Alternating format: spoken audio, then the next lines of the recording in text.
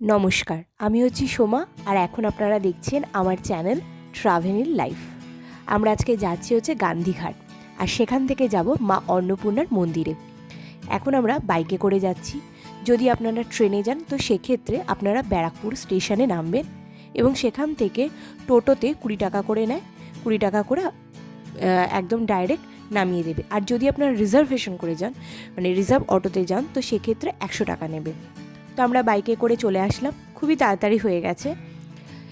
আর গান্ধীঘাটে কিন্তু বিকেল 5টার মধ্যে কিন্তু গান্ধীঘাট বন্ধ করে দেয়, একদম ডট 5টাতেই বন্ধ করে দেয় ওখানে। তো আমরা একটু আগে আসলে ভালো হতো। আমরা ওই 4:10-15 নাগাদ এখানে ঢুকেছি। জায়গাটা খুবই সুন্দর আর সবথেকে বড় কথা পরিষ্কার পরিচ্ছন্ন। চারপাশে প্রচুর গার্ডেন রয়েছে, ফুলের অনেক মানে বিভিন্ন রকমের ফুল ফুটে রয়েছে, যেহেতু শীতকাল। তো আরেকটু আগে আসলে সত্যি খুব ভালো লাগতো জায়গাটি। তো আমরা যখন ঢুকছি দেখলাম যে প্রচুর লোকজন এখানে তো অলরেডি রয়েছে এবং আরও অনেক মানুষ আমাদের মতনই তখন ঢুকছে। তো এখানে জায়গাটা এত সুন্দর, পার্ক এখানে কিছু, আমার মনে হয় এটা কিছুদিন বাদে হয়তো ওপেন করবে চারপাশে, এখন এগুলো ওপেন করেনি। আমরা এখন মোটামুটি গান্ধীঘাটের দিকে হাঁটছি এবং মানে হাঁটছি যখন ওখানে জুতো খুলে ঢুকতে হয়, মানে গান্ধীঘাটে যখন উঠবো। এই যে এখন দেখতে পাচ্ছেন, এই যে সামনে এসে গেছে, অপূর্ব সুন্দর জায়গাটা, খুব ভালো লাগছিল। মানে গঙ্গার ঘাটে এরকম বসার একটা জায়গা অনেকদিন বাদে পেলাম, যেটা আমার কিন্তু খুব ভালো লাগছিল। আর এখানে গরমকালের দিকে আসলে তো আরও ভালো লাগবে, বেশ ঠান্ডা হাওয়াটা আসবে, যেহেতু শীতকাল ছিল বেশ ঠান্ডাই লাগছিল। আর যেহেতু একটু দেরি হয়ে গেছিলো, আর বলেছিলাম না জুতো খুলে উঠতে হবে, এই যে এখানটাতে জুতো খুলে তারপরে উপরে উঠতে হয়। তো আমরা সেরকমই উপরে উঠে গেলাম।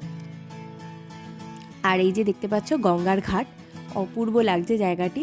আমরা একটু নিচের দিকে সিঁড়িতেই বসেছিলাম, 3জন মিলে বসে অনেকক্ষণ ধরে দেখছিলাম সূর্য অস্ত যাচ্ছে। অনেক দিন বাদে দেখলাম এভাবে, এরকম তো বসে থাকা হয় না, সূর্য অস্ত যাওয়া, উদয় হওয়া, এগুলো কিছুই এখন আর দেখা হয় না। ছোটোবেলায় তাও একটু আধটু দেখতাম। যাই হোক, এখানে কিছুক্ষণ দাঁড়ালাম, ভাল লাগছিল, বেশ অনেক লোকজন ছিল, খুব ভাল লাগছিল। আপনারা আসবেন, আসলে আমার মনে হয় খুবই ভাল লাগবে জায়গাটি, বেশ একটু অন্যরকম লাগলো।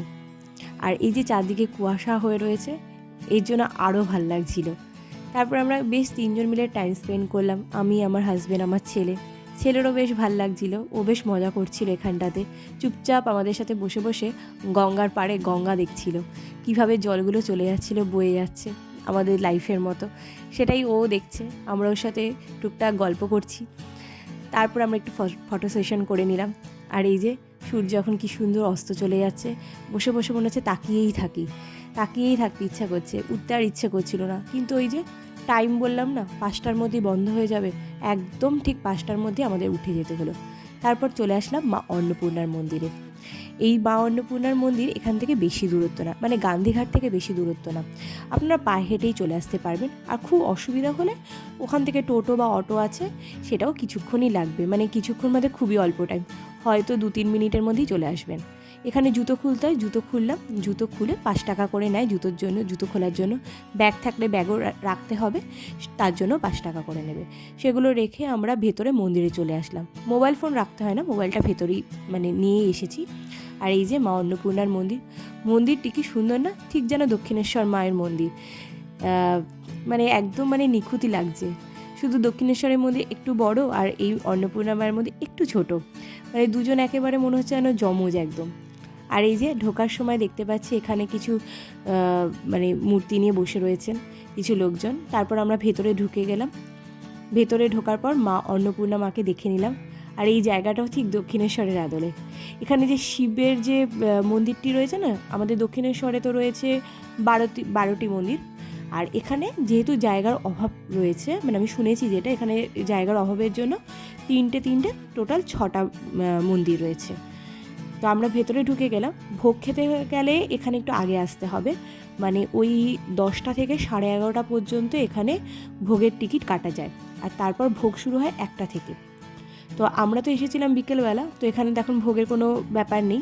তো আমরা এসে মাকে দর্শন করলাম। মায়ের মুখটা কি সুন্দর বলবো, মা অন্নপূর্ণার মূর্তিটি পুরোপুরি সোনার, আর পাশে যে শিবের মূর্তিটি রয়েছে সেটি ছিল ব্রোঞ্জের।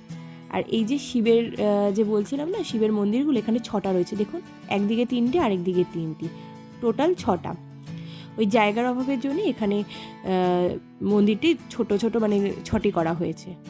আর এই যে ভেতরটা ঠিক মানে যেমন দক্ষিণেশ্বরে এখানে আমরা গেলে এখানে বেশ কীর্তন হয়, বসে বসে আমরা গান শুনি, ঠিক ওই রকমই এত ভালো লাগছিল।